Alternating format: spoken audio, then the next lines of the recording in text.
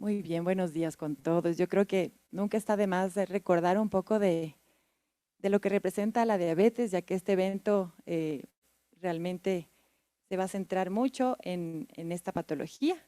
Acordémonos que es una enfermedad no transmisible y que está incrementando alarmantemente en todo el mundo, ¿sí? La Federación Internacional de Diabetes hizo una proyección que para el año 2021 iban a haber 537 millones de personas con esta enfermedad. Y se hace una proyección que para el año 2030 serán 643 millones de pacientes. Nosotros, el Ecuador, no tenemos una estadística muy distinta, no es una excepción a esta problemática. Y según el INEC, en el 2018, la diabetes representaba cerca del 15% de las causas de mortalidad como parte de las enfermedades no transmisibles. Para el 2019, la Federación Internacional de Diabetes estimó una prevalencia de personas de 20 a 79 años con 5.5% de diabetes, pero sabemos que la prevalencia está cerca del 10% en nuestra población. ¿Y por qué? Porque en el mundo están incrementando los factores de riesgo donde la obesidad es muy importante y es una enfermedad crónica, desde luego, y se estima también que cerca del 70% de la población en el mundo tiene entre sobrepeso y obesidad.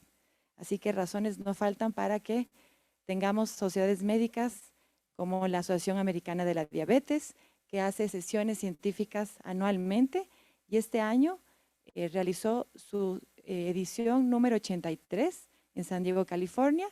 Fue un evento que se desarrolló del 23 al 26 de junio, en donde nuestros expositores estuvieron asistiendo y van a compartir esta mañana, esta jornada, esta tercera sesión de los highlights o temas de más interés que la Sociedad Ecuatoriana de Endocrinología Núcleo Pichincha organiza por tercer año.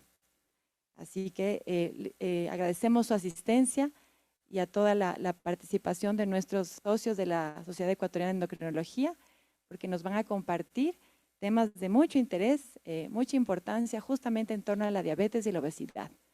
Bienvenidos a todos, muchas gracias por su participación. A continuación, el doctor Mario Acosta, nuestro vicepresidente de la sociedad, va a coordinar las sesiones, a quien lo invito y agradezco por su apoyo siempre. Bienvenido, Mario, y gracias.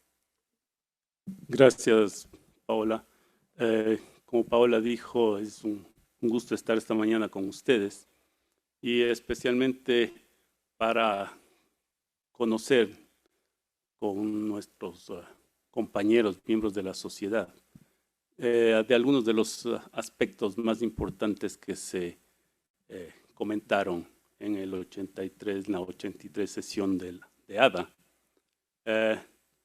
Tal vez para empezar, simplemente decirles que parecería que este cambio de siglo va a ser también un cambio en ciertos paradigmas.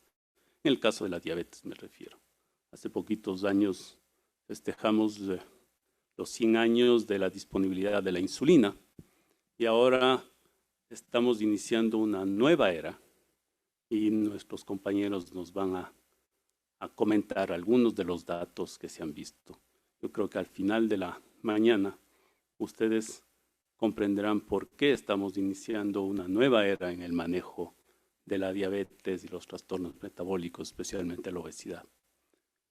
Es un gusto para mí iniciar las sesiones presentando a la doctora Stephanie Vaquero, que es endocrinóloga, médico graduada en la Universidad Católica de Quito, endocrinóloga por la Universidad Católica de Río, es mártir en salud pública por la Universidad San Francisco de Quito y médico tratante del Hospital Eugenio Espejo.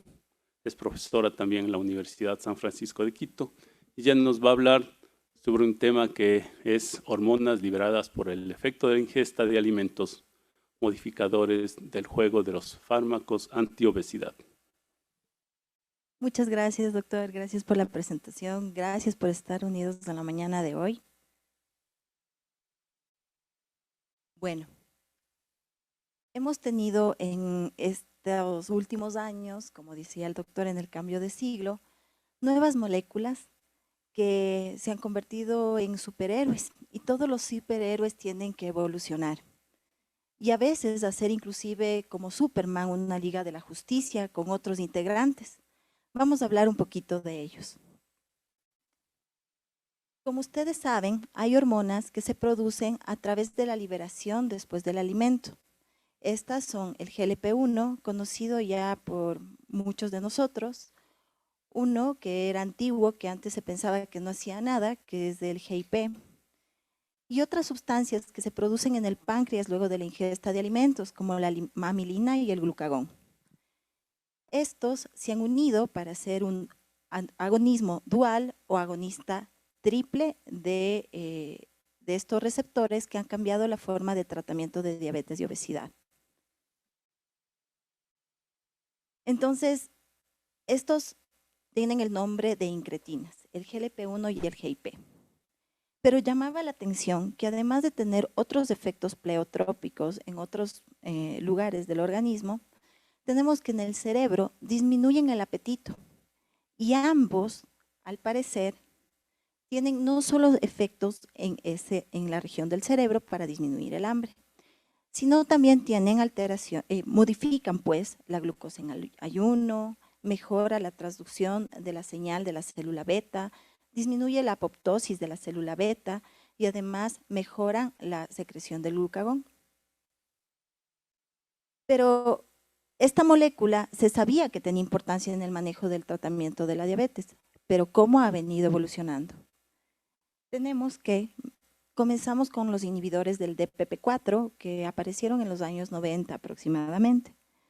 Luego, desde los 2000, aparecieron nuevas moléculas y todas han venido evolucionando a partir para mejorar el acceso y la colocación en las personas y que tengan mayor adherencia. Y además mejoraron también la potencia de la molécula. Ya hoy por hoy se conoce que en el 2019 apareció la semaglutida oral, en el 2017 la semaglutida subcutánea junto con la dulaglutida en el 2014, que es semanal, y la que es cada día que tenemos en el mercado ecuatoriano, que es la liraglutida y la lixisenatida. Entonces, hasta el 2020 teníamos moléculas que nos prometían una pérdida de peso hasta el 15%. Pero hoy por hoy tenemos moléculas que nos ofrecen una pérdida de peso mucho mayor y vamos a hablar de estas a profundidad. Yo en esta charla les daré un pequeño tip y vamos a tener charlas que profundizarán el tema. Vamos a comenzar con la tirzepatida. Esta molécula no fue de este año, fue del año 2021, donde son agonistas del GIP y el GLP-1. Son moléculas que tienen 39 aminoácidos con actividad en el receptor GIP y GLP-1. Nuestro GIP tiene una vida media muy corta, pero al modificarlo, mejoraron el agonismo que tiene esta sobre los receptores. Además, está aprobada en el 2022 para el tratamiento de la diabetes. Va a haber novedades en el siguiente estudio para el tratamiento para obesidad con esta molécula. Pero, ¿qué se cree de esta molécula? Primero, hay receptores en todo el organismo de GIP y de GLP-1.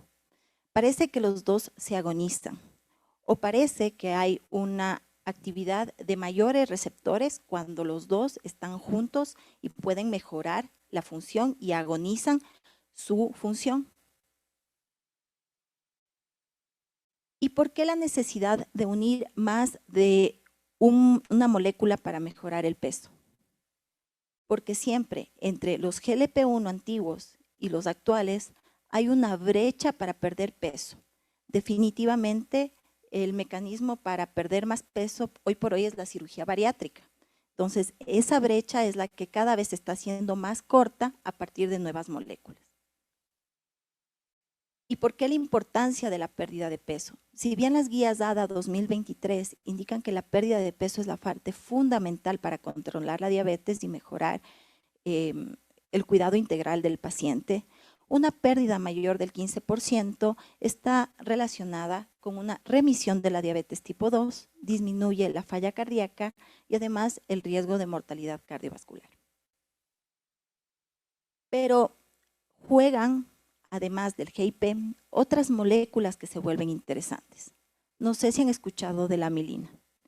La amilina es un péptido neuroendocrino de 37 aminoácidos que se libera junto con la insulina a partir del bolo alimentario. Antes se creía igual que la amilina no hacía nada, pero hoy por hoy se sabe que inhibe la liberación de glucagón, inhibe el deseo de alimentación y retarda el vaciamiento gástrico. Es por esto que en años anteriores la FDA aprobó la amilina para pérdida de peso. Sin embargo, no tuvo un impacto muy importante debido a que la pérdida de peso era moderada, aproximadamente de 6% del peso.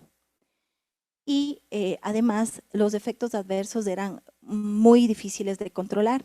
Por eso no tuvo el éxito que se esperaba, como se ha visto en otras moléculas. Pero los científicos siguieron buscando modificaciones de la molécula de la amilina para mejorar su adherencia y mejorar su potencia. Apareció la cagrelintida, la cual se vio que sola producía una pérdida de peso del 10%. Y junto con la semaglutida, que es un agonista del GLP-1, tienen una pérdida acumulada aproximadamente del 15%, volviéndose un fármaco muy llamativo. La dosis de 2.4 junto con semaglutida de 2.4 a 72 semanas se vio una pérdida considerable. Sin embargo, aún no tiene estudio de seguridad cardiovascular. Tal vez en octubre de este año salga el estudio que se llama Redefine.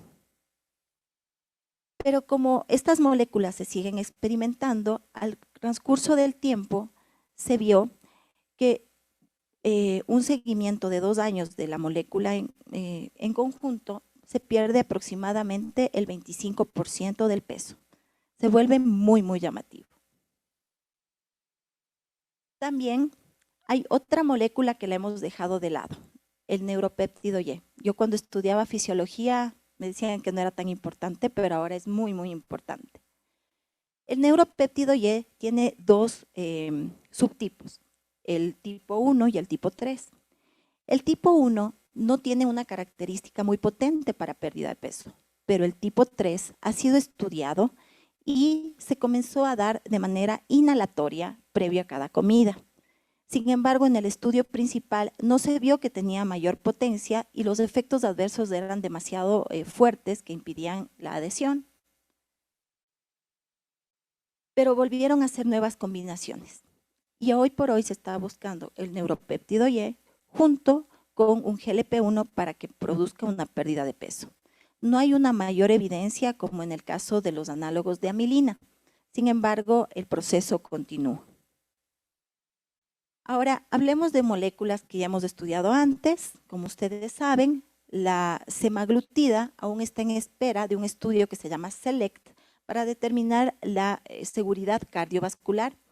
Y además han mostrado una pérdida de peso, la semaglutida, de 16% del peso. Y vamos con una reina hace poco que fue destronada, la tirzepatida, que mostró una pérdida de peso de 22% del peso total, a dosis de 15 miligramos. Pero no todo es tan perfecto. La obesidad, como todos conocemos, es una enfermedad muy compleja, heterogénea e individualizada.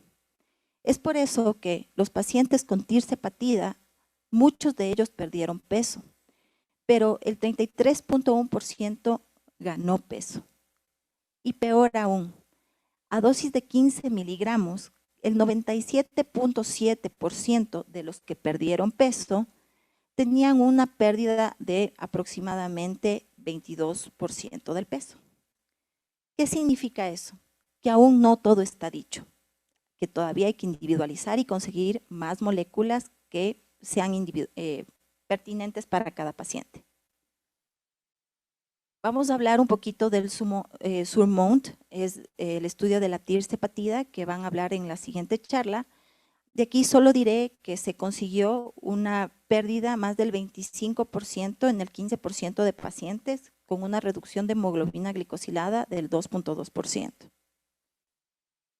Pero la tirsepatida tiene que seguir siendo estudiada y sobre todo se tiene que ver seguridad cardiovascular, que es la que la mayoría de moléculas quiere pretender demostrar. Tenemos otra molécula que llama la atención, que aún no está en el mercado, que es la surbotutida, que es del GLP-1 más un agonista del glucagón, con una pérdida del 18.7% en 46 semanas. Y solo un datito extra, esta no es una molécula que se produce a partir de la liberación de los alimentos, de la ingesta de alimentos, pero sí es un anticuerpo monoclonal que se ha visto que tiene una actividad contra el receptor tipo 2 de la activina, disminuyendo la masa grasa en un 20.5% y aumentando la masa magra en un 3.6%. Entonces, mis conclusiones son las siguientes. Tenemos esta brecha entre medicamentos para perder peso y la cirugía bariátrica, y parece que la brecha cada vez se acorta más. Y además, se debe entender que la obesidad es una enfermedad severa y que va mucho más allá del índice de masa corporal y que hay que pensar siempre en las comorbilidades para intentar mejorarla. Hay que individualizar a cada paciente, combinar otros mecanismos de moléculas con o sin cirugía bariátrica, pretender que la calidad de pérdida de peso sea adecuada, evitando la desnutrición y ausencia de algunas vitaminas y posibles riesgos para la salud general y a largo plazo, y que todas estas terapias sean asequibles y que tengan acceso todos los pacientes para que mejoren su salud en general. Muchas gracias. Gracias, Stephanie, por esta presentación que en realidad constituye un resumen de lo que vamos a enfocarnos en la mañana. Las ventajas de tener años, y aquí estamos 4 que tenemos años con Jorge, es que algunas de estas cosas las oímos. Yo estaba pensando, cuando decías de las incretinas, que ya es un concepto viejo, de los años prácticamente 60, y le pusieron incretina porque realmente el nombre inicial fue insertina, porque ni siquiera sabíamos para qué sirve. Sabíamos que algo en el intestino se producía después de la comida y de que eso estimulaba la insulina y bajaba el glucagón. ¿Pero para qué servía? No supimos. Y cuando empezaron los DPP-4, la industria nos habló de medicamentos inteligentes. Era un concepto que manejamos en ese tiempo porque decíamos, solo funciona luego de comer. Y después han seguido las cosas y como tú dices, ahora estamos en la época de los duales y ya aparecieron los triples, ¿no es cierto? Y vamos a ver, por eso decíamos que en ADA de este año se habló de una nueva era probablemente en el manejo de la obesidad.